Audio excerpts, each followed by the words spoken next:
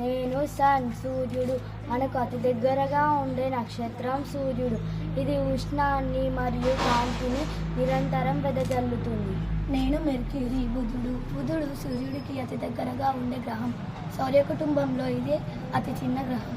నేను వీనస్. శుక్రుడు. గ్రహాలన్నింటిలోకి భూమికి దగ్గరగా ఉన్న గ్రహం శుక్రుడు.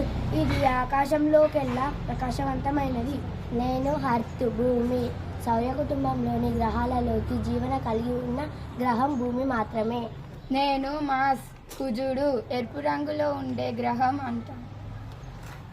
Asteroid belt. నేను జూపిటర్. గురుడు.